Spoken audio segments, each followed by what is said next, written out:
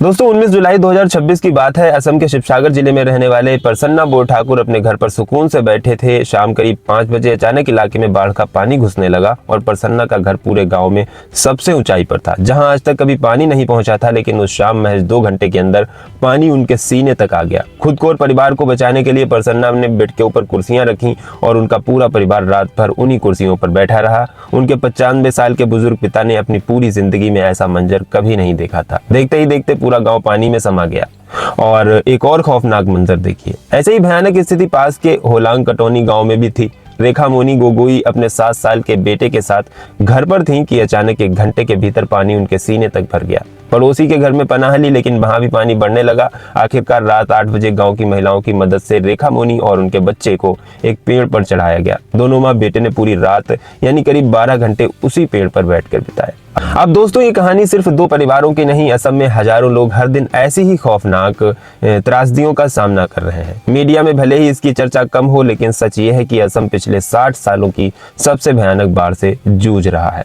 80 से ज्यादा लोग अपनी जान गंवा चुके हैं और 2 लाख से अधिक लोग इससे बुरी तरह से प्रभावित हैं। सबसे दुखद बात यह है कि असम के लिए ये हर साल की कहानी बन चुकी है। बाढ़ आती है, हजारों करोड़ों का नुकसान होता है, जाने जाती हैं और सरकारें सिर्फ वादा करके खामोश हो जाती हैं।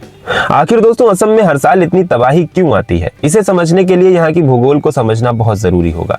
दोस्तों असम 2 नदियों ब्रह्मपुत्र और बराक की घाटियों में बसा है। ये 3 तरफ से पहाड़ियों से घिरा हुआ है और पानी की निकासी के लिए बांग्लादेश की तरफ एक बेहद छोटा सा रास्ता है। जब पहाड़ियों पर एक मूसलाधार बारिश होती है तो सारा पानी एक साथ असम के मैदानों में आ जाता है। इसी भौगोलिक स्थिति के कारण असम का लगभग 40% हिस्सा हमेशा बाढ़ के खतरे में रहता है। इस बार की तबाही की मुख्य वजह ऊपरी पहाड़ियों में हुई भारी बारिश थी और 18 और 19 जुलाई को नागालैंड के वोखा, मोकांगचुक, मोन और असम के चराईदेव जिले में उम्मीद से कई गुना ज्यादा बारिश हुई। नागालैंड में महज 8 से 9 घंटे में 137 मिलीमीटर बारिश दर्ज की गई। मोकांगचुक में सामान्य से 493% और चराईदेव में 436% अधिक बारिश हुई, जिससे नदियां कुछ ही घंटों में खतरे के निशान को पार कर गईं। अब दोस्तों असम की सबसे बड़ी नदी ब्रह्मपुत्र दुनिया की उन नदियों में शामिल है जो सबसे ज्यादा गाद यानी कि मिट्टी सेडिमेंट्स बहा कर लाती है। तिब्बत से निकलकर अरुणाचल प्रदेश के रास्ते असम में आने वाली ब्रह्मपुत्र का मार्ग बहुत अनिस्थिर है। पहाड़ों के टूटने और भूस्खलन से भारी मात्रा में मलबा नदी में गिरता है और ब्रह्मपुत्र में प्रति वर्ग किलोमीटर अमेजन नदी से भी 5.5 गुना ज्यादा गाद जमा होती है। अब दोस्तों पहाड़ों की ढलान पर तो पानी तेज गति से बहता है, लेकिन जैसे ही नदी असम के मैदानी इलाकों में पहुंचती है, ढलान कम होने से पानी की रफ्तार धीमी पड़ जाती है। नतीजा ये होता है कि सारा मलबा और मिट्टी नदी की तली में जमा होने लगता है और इसी कारण नदी का जो जलस्तर है वो ऊपर उठ जाता है और उसकी पानी सहेजने की क्षमता कम हो जाती है और पानी आसपास के मैदानी इलाकों में फैलने लगता है। आंकड़े चौंकाने वाले हैं। 1912-1928 के सर्वे में ब्रह्मपुत्र का दायरा 3870 वर्ग किलोमीटर था, जो 2006 तक बढ़कर 6000 वर्ग किलोमीटर हो गया। और दोस्तों बहुत सारी जगहों पर नदी की चौड़ाई बढ़कर 15 किलोमीटर तक पहुंच गई। अब दोस्तों ये समस्या रातों रात पैदा नहीं हुई, बल्कि इतिहास से जुड़ी है। 15 अगस्त 1950 को असम में 8.6 तीव्रता का भीषण भूकंप आता है और बड़े पैमाने पर लैंडस्लाइड हुए और पहाड़ों का मलबा भी ब्रह्मपुत्र का प्राकृतिक रास्ता बंद कर देता है। लेकिन दोस्तों नदी के प्रचंड वेग को रोकना नामुमकिन था। ब्रह्मपुत्र ने अपना रास्ता बदल लिया। भूकंप और मलबे के कारण डिब्रूगढ़ के पास नदी का तल अचानक 10 फीट तक ऊपर उठ गया और इस तबाही को स्थानीय भाषा में बोलिया पानी यानी कि पागल पानी कहा गया। और इस घटना के बाद से असम में बाढ़ की आवृत्ति और विभीषिका दोनों बहुत बढ़ गई। अब आमतौर पर बाढ़ का प्रकोप धेमाजी, लखीमपुर, बारपेटा और मोरीगांव जैसे जिलों में रहता था, लेकिन इस बार तबाही उन इलाकों में हुई जो ऐतिहासिक रूप से सुरक्षित माने जाते थे। चराईदेव, जोरहाट और शिवसागर। इन इलाकों के बुजुर्गों का कहना है कि उन्होंने अपने जीवन में ऐसी बाढ़ कभी नहीं देखी और खुद मुख्यमंत्री हेमंत बिस्वा शर्मा ने स्वीकार किया कि इन जिलों के लोग और प्रशासन इस अचानक आई आपदा के लिए बिल्कुल तैयार नहीं थे। 12 जिलों के 856 गांव पूरी तरह से जलमग्न हो चुके हैं। 7 लाख लोग बेघर हैं और करीब 3 लाख लोग राहत शिविरों में शरण लेने को मजबूर हैं। अब सवाल यह है कि सरकारें क्या कर रही हैं? चुनावी रैलियों में वादे तो बड़े बड़े किए जाते हैं, लेकिन हकीकत शून्य है। 2016 के चुनाव में बीजेपी ने बाढ़ मुक्त असम का वादा किया, लेकिन सरकार बनने के बाद भी हर साल सैकड़ों लोग जान गंवाते रहे। 2021 के चुनावों में गृह मंत्री अमित शाह ने हर रैली में इसी वादे को दोहराया और 2026 के विधानसभा चुनाव में भी बीजेपी ने अपने घोषणा पत्र में बाढ़ मुक्त असम का संकल्प लिया। लेकिन आज 10 साल से अधिक समय से एक ही सरकार होने के बावजूद असम 60 साल की सबसे भयानक बाढ़ का सामना कर चुका है।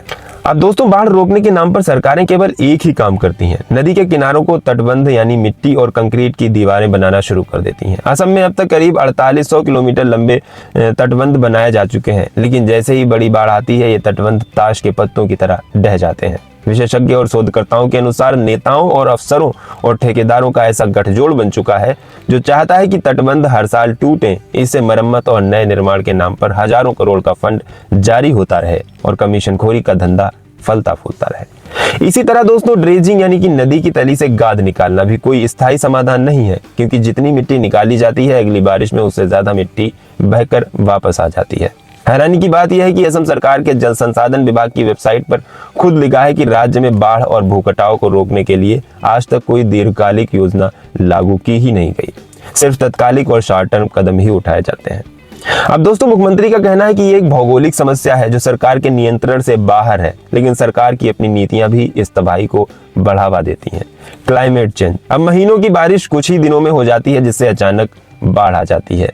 अंधाधुंध कटाई और माइनिंग, विकास के नाम पर जंगलों की कटाई और पहाड़ों पर अवैध खनन से मिट्टी का कटाव बढ़ जाता है, जो दोस्तों नदियों में जाकर जमा हो रही है। फ्लड प्लेन जोनिंग कानून की कमी, 1975 में केंद्र सरकार ने राज्यों को फ्लड प्लेन जोनिंग नदी के किनारे निर्माण पर नियंत्रण का कानून का ढांचा भेजा था, जिसे असम सरकार ने आज तक पास ही नहीं किया। अब पर्यावरणविदों और विशेषज्ञों का कहना है कि नदियों को जबरदस्ती बांधना या नियंत्रित करना आपदा को न्योता देना है। असम की परिस्थितियों को देखते हुए हमें बाढ़ के साथ जीने का मॉडल अपनाना होगा। इसका मतलब है सुरक्षित निर्माण, घर ऊंचे चबूतरों और पक्के स्ट्रक्चर बनाए जाएं, कम्युनिटी शेल्टर, हर गांव में ऊंचे प्लेटफॉर्म बनाए जाएं जहां पीने का पानी, शौचालय और मेडिकल सुविधाएं उपलब्ध हों, फॉरकास्टिंग और वार्निंग, सटीक मौसम पूर्वानुमान और समय रहते चेतावनी देने वाला सिस्टम बनाया जाए, स्थानीय प्रशिक्षण हुए, यानी कि दोस्तों पंचायत स्तर पर लोगों को आपदा प्रबंधन की ट्रेनिंग दी जाए। 1990 के दशक में असम सरकार ने लिविंग विद फ्लड्स योजना शुरू की थी, लेकिन भ्रष्टाचार के भेड़ चढ़ जाने के कारण इसे बंद कर दिया गया। आज पूरी पारदर्शिता के साथ दोबारा लागू करने की सख्त जरूरत है।